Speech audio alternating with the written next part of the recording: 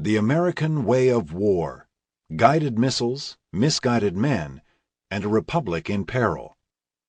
By Eugene Jarecki. Narrated by David Drummond.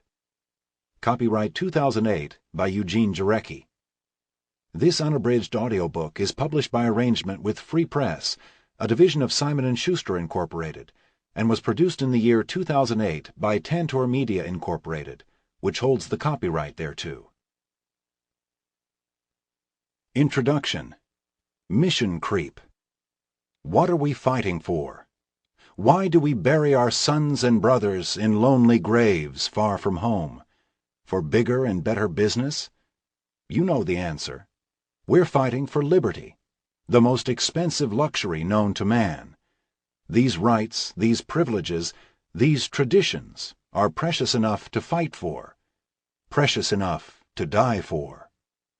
Lieutenant General Brian Somervell, Fort Belvoir, Virginia, March 9, 1944. First, a confession. This book is not written by a policy scholar, nor a soldier, nor an insider to the workings of America's military establishment.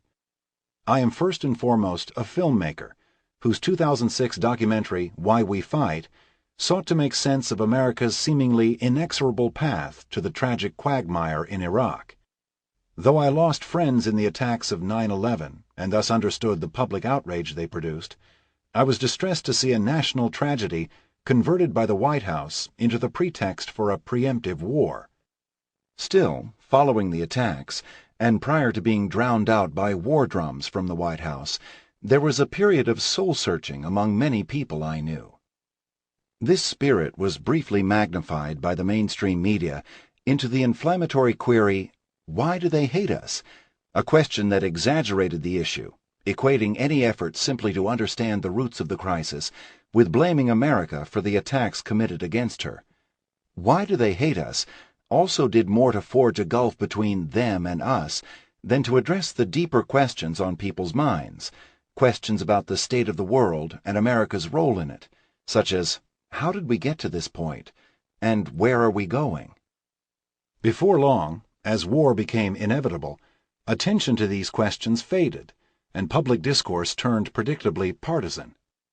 As pro- and anti-war camps hardened, I sought to examine the forces that had so quickly plunged the nation into conflict on several fronts, from the unlimited battle space of the so-called War on Terror to the front lines of Iraq.